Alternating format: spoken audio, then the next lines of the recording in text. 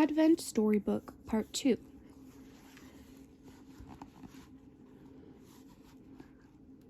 The Robber. On December 14th, Benjamin opened the next door and found a robber. The little bear and the lamb stood at the edge of the forest. They did not see the dangerous robber hiding behind a tree, waiting to kill and rob anyone who passed by. But the robber saw them. They look just right, thought the robber. They'll make me a nice lamb roast and a warm bearskin coat.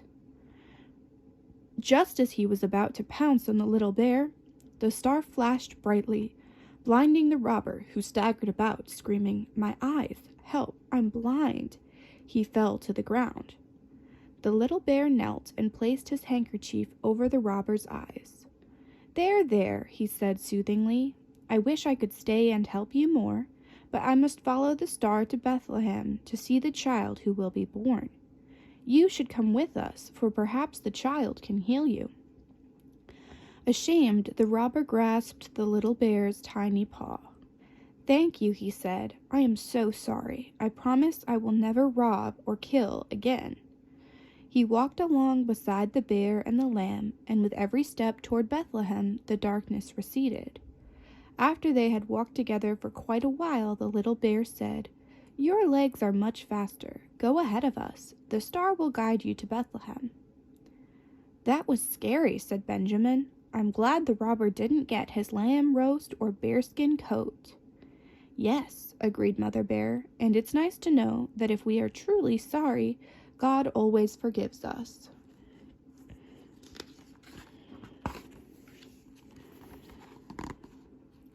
The cane. On December 15th, Benjamin opened the next door and found a cane. Sleepily and silently, the lamb and the little bear trudged on, with only the hoot of an owl to break the silence. It grew colder. The howling of the wolves made them walk faster. The little bear was so discouraged. Why had he ever set out on this long journey, he wondered. Maybe he should quit and go home. Suddenly, a light pierced the fog. They walked toward it and stopped in front of a small hut. Smoke billowed from the chimney. The little bear knocked timidly on the door. "Who is there?" asked a woman.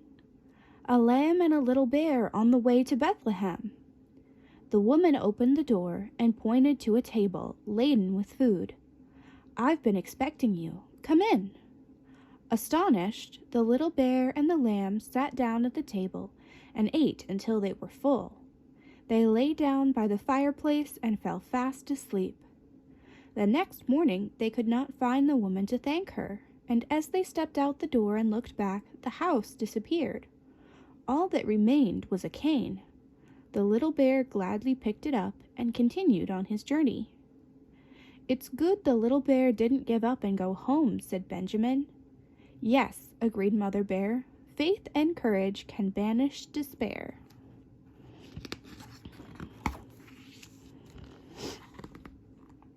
The crown. On December 16th, Benjamin opened the next door and found a crown. As the little bear and the lamb wandered through the night, they met a king. He wore a magnificent golden crown, but his robe was torn and his feet were bare. "Where are you going?" asked the bear. The king replied, "I want to see the king who will be born to save us all, but I don't know where to find him. I have been wandering for a long time. I want to bring him my crown." The little bear stared in amazement. He pointed to his star. "Just follow that star.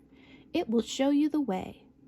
Then the king with the gold crown hurried off, following the star to Bethlehem. "How funny," said Benjamin. "The king was lost, wasn't he?" "Yes," said Mother Bear, "but he found the way, and God welcomes everyone, rich and poor, kings and little lambs alike."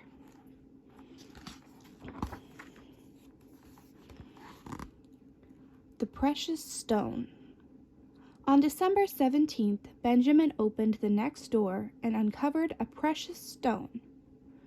Early in the morning, the little lamb and the little bear met a man who sat staring at a bright red stone. "What are you doing?" asked the little bear. "I'm thinking," said the man. "For many years I've been thinking." "What about?" asked the little bear.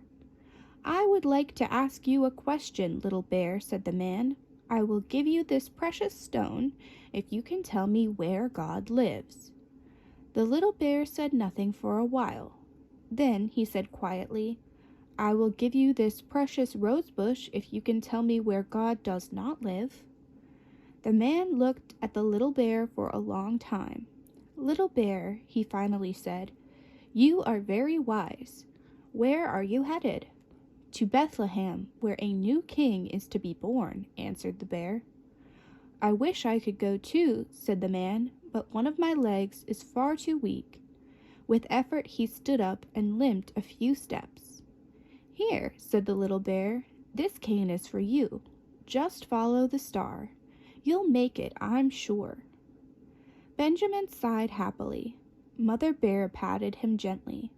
"The little bear was very wise," she said. "God does live everywhere."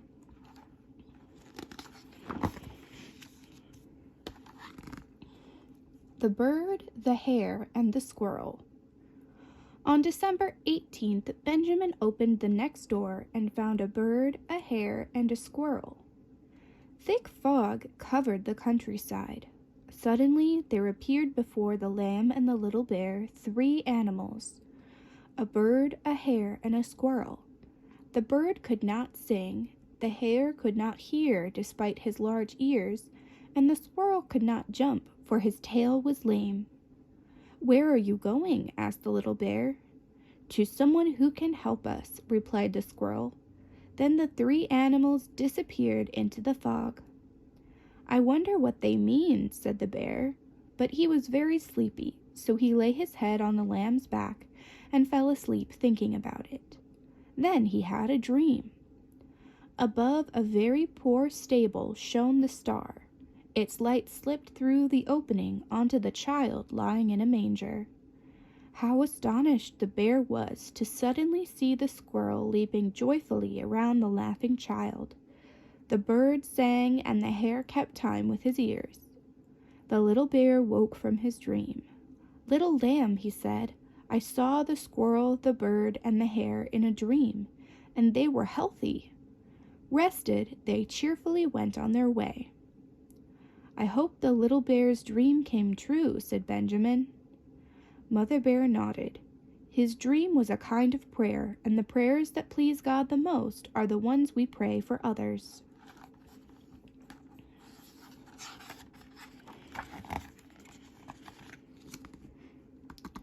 The Wolves.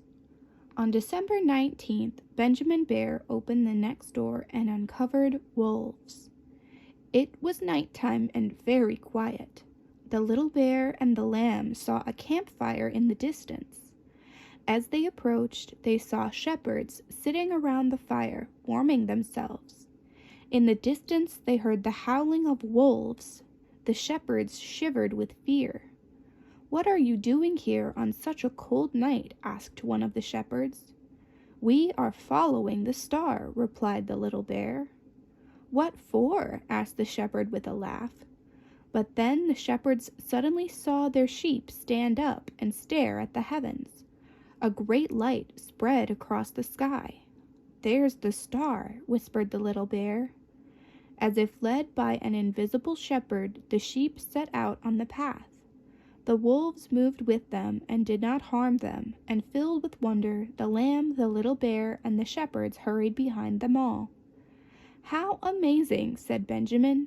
"The wolves didn't harm them." "Yes," said Mother Bear. "God's love can turn enemies into friends."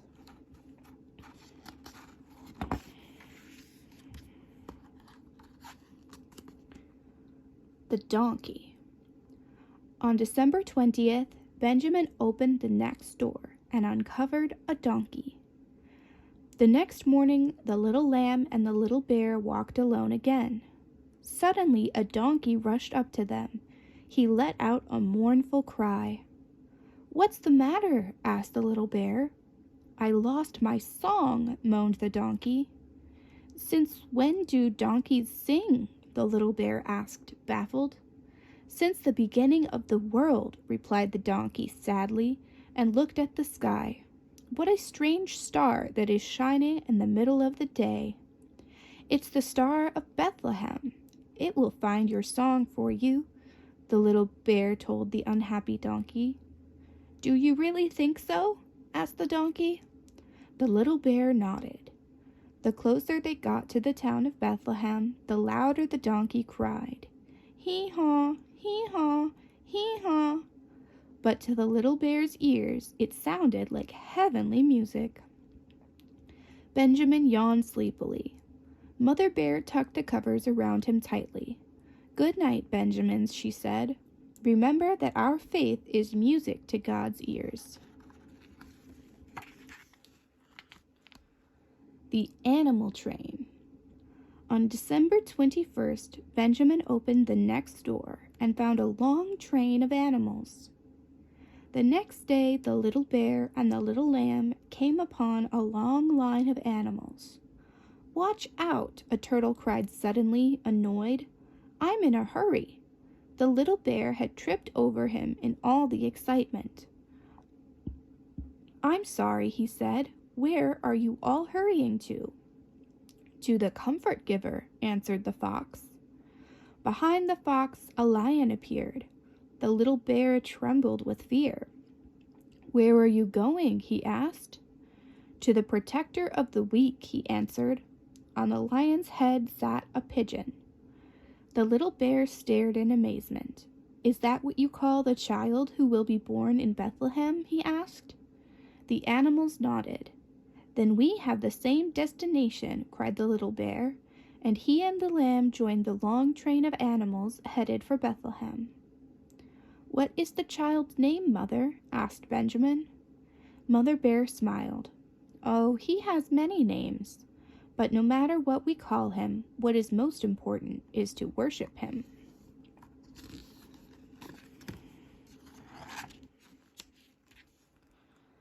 The Apple Tree.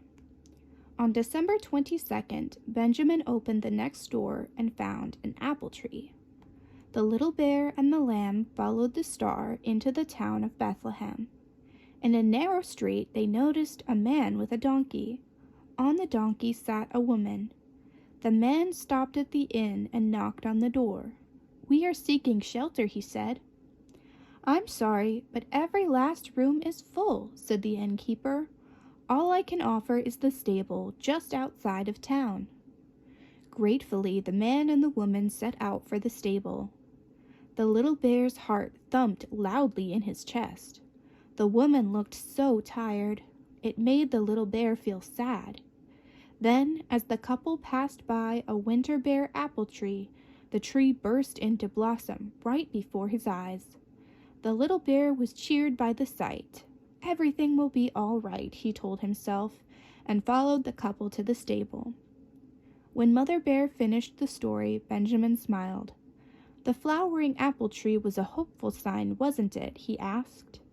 Yes, indeed, replied his mother. Miracles can happen any time.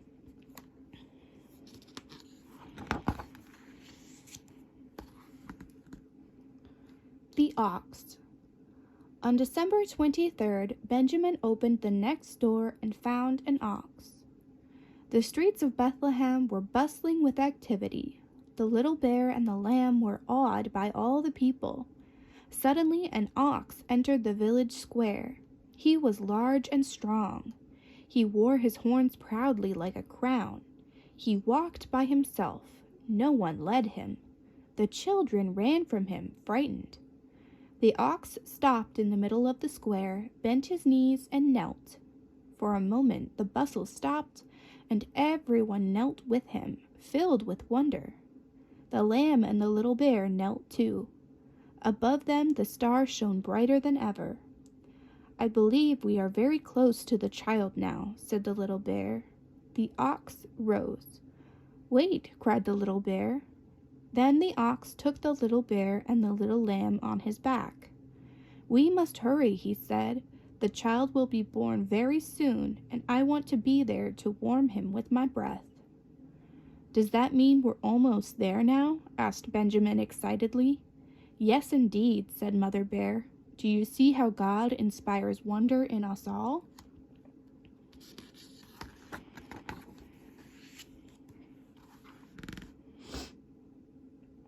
The Manger.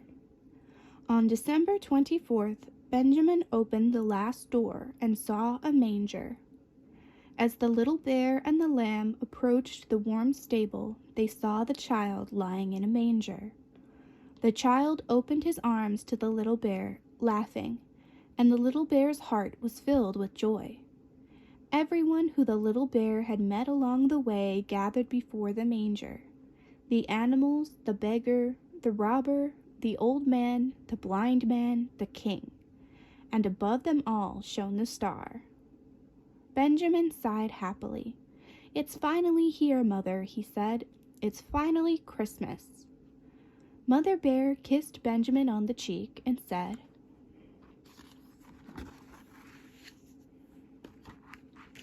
"Merry Christmas."